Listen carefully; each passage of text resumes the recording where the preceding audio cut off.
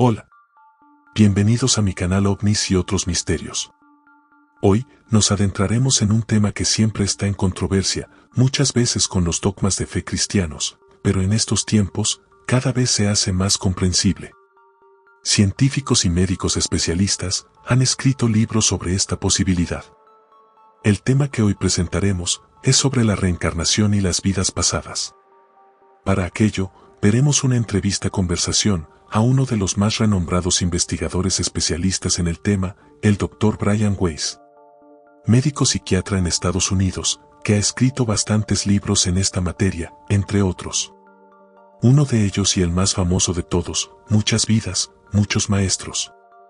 La entrevista trata de este libro y otras experiencias que hacen muy fascinante de escucharla y conocer aún más de este misterio.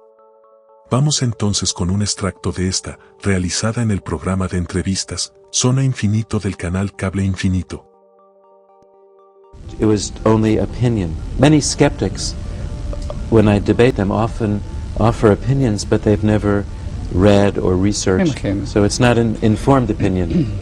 Catherine went back into past lives when I was using hypnosis, trying to go back into her childhood. I told her one day, go back to where your symptoms first began. I thought she would go to childhood, but her subconscious mind, taking that question literally, went back about 4,000 years into an ancient Near Eastern lifetime. I thought this was imagination or fantasy, but immediately her symptoms started to clear up. She knew facts and details that she had no knowledge of consciously, and this was very strange to me because I knew that imagination could not heal a person the way she was healing without any medication. Good. And so I started this with another patient and another and another, and now 3,500 patients later I have a great deal of information about this field. And beyond reincarnation, some of my patients are able to get messages from the other dimensions, from perhaps a mother or grandmother who had died, and they get information back, not just general information, but sometimes very specific, like where the jewelry is hidden, where a will might be buried or hidden, the combination to a safe, very specific information coming to them in a dream or from the other side when they're in a relaxed state. So now I study consciousness, I study souls, I study life, I study death, and reincarnation is just a piece of that for me now. But Catherine, that was my door. She was my opening into this entire other world. ¿Y logró que ella pueda contar estas historias a través de la hipnosis?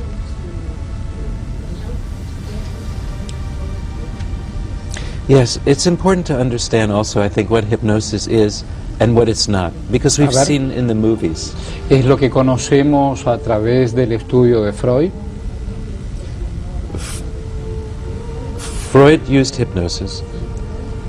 Freud used hypnosis, and for several years. Mine is a little bit different because I'm using it, but eliciting a lot of information from the patient while they're under hypnosis. Hypnosis is not sleep. Hypnosis is a state of focused, relaxed concentration. We're all hypnotized every day. When you're reading a book and you don't hear traffic noises or other noises, that is hypnosis. It's concentration. So it's not mysterious, it's not strange, you never lose control. ¿Utiliza usted algún tipo de alucinógenos, algún tipo de estimulantes para que el paciente pueda trasladarse? No. No, solo mi voz. Solo mi voz. I do it that way, they relax. In the relaxed state, memories are enhanced. The memory is better. And I don't use anything artificial, no chemicals, no drugs, nothing. Don't hit them over the head.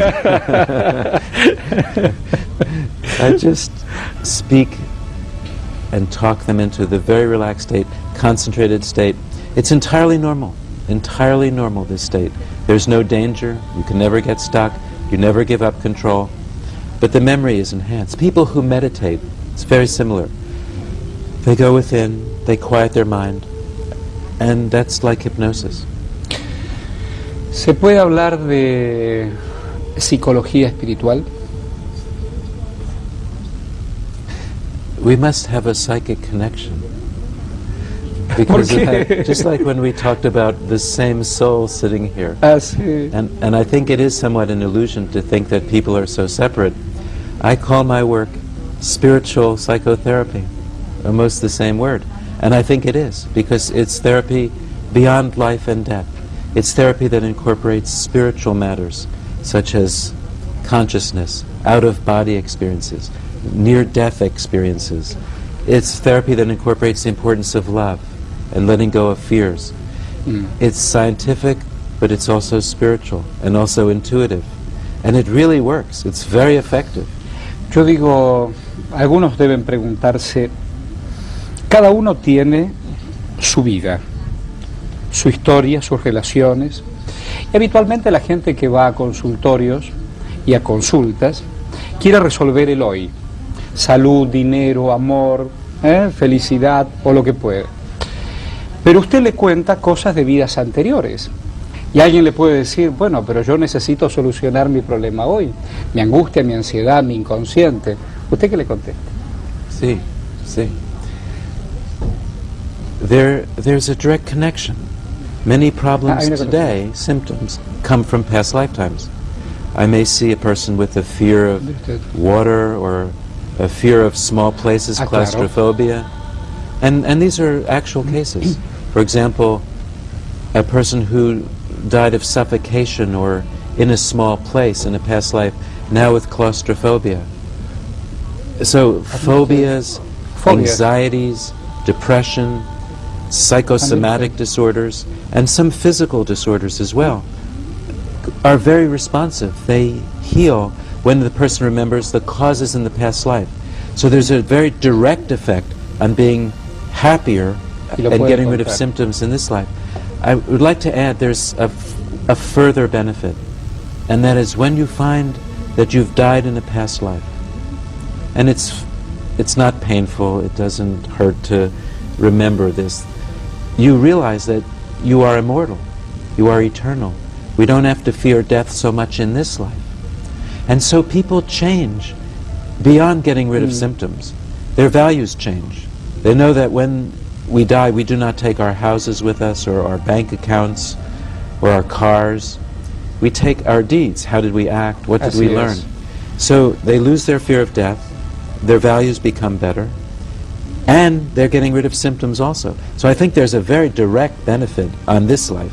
Otherwise, I don't think I'd be looking at it quite so carefully as a doctor.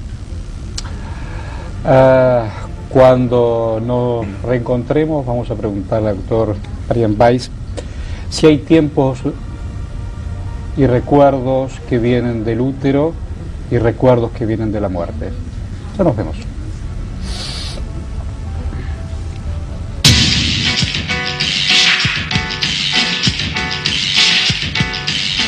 Aquí estamos con el Dr. Bryan Weiss. Quería preguntarle, decía yo cuando nos estábamos despidiendo del bloque anterior, si hay recuerdos cuando estábamos en el vientre de madre y si tenemos algunos recuerdos de nuestro propio funeral. ¿Sí? Yes, both, all the time. Todo el tiempo. Yes, I found many times people remembering memories from 1 day old, from birth, and from in utero state. Many cases. Sometimes people describe conversations that their mother and father had. It's the same concept as consciousness, awareness, existing outside of the body. It's also very frequent for the fetus, the baby in the utero.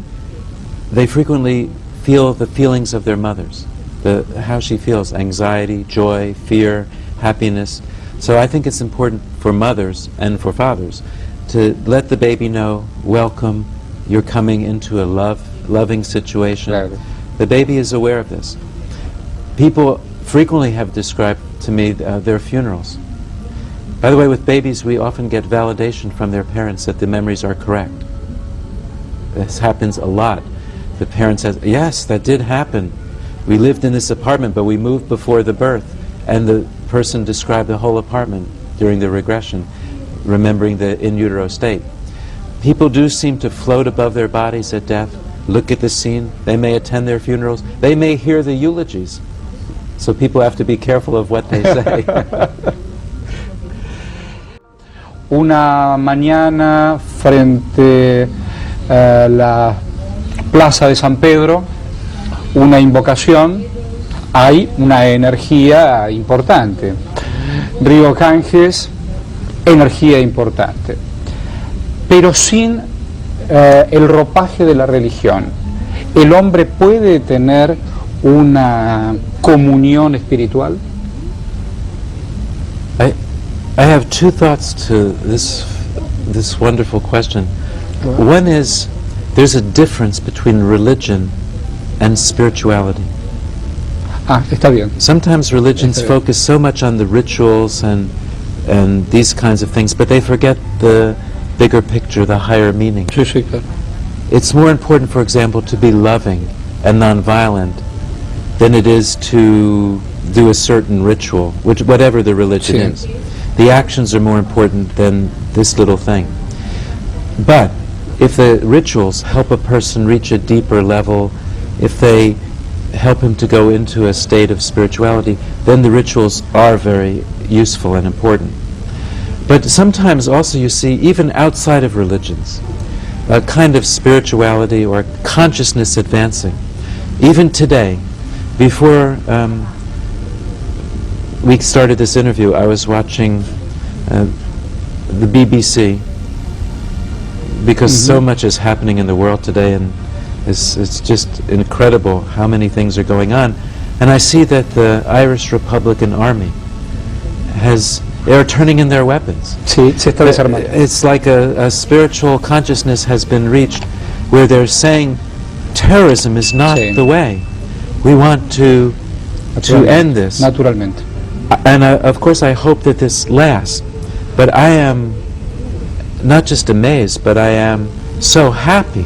It's as if an entire, and this is a large group of people, Naturalmente. has reached a higher level of consciousness. And if this kind of development continues, where we can end violence, or in as much as we can, where we can end terrorism as much as we can, then we can really change the world and focus on the real issues: poverty, education, healthcare, and making these available to every human being on the planet. Food, housing.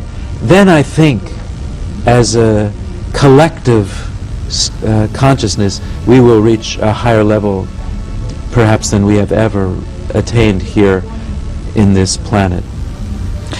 Ha sido un placer dialogar con usted, Weiss. Ha sido un placer dialogar con usted.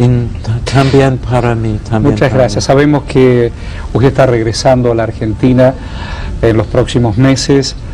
Creo que seguramente sea la ciudad de Mar del Plata, que es una ciudad atlántica para nuestros amigos de Latinoamérica, y será también tan bienvenido como en estos días. Buena vida para usted. Muchas gracias. Se estamos viendo. Cuéntame, ¿qué te ha parecido esta entrevista? ¿Conocías al Dr. Bryan Weiss? Házmelo saber en tus comentarios. Si gustas de estos temas, suscríbete en mi canal OVNIs y otros misterios, dale like y compártelo con tus amigos. Encantados estaremos de responder a tus inquietudes. Nos vemos en otro fascinante video y que la curiosidad te acompañe.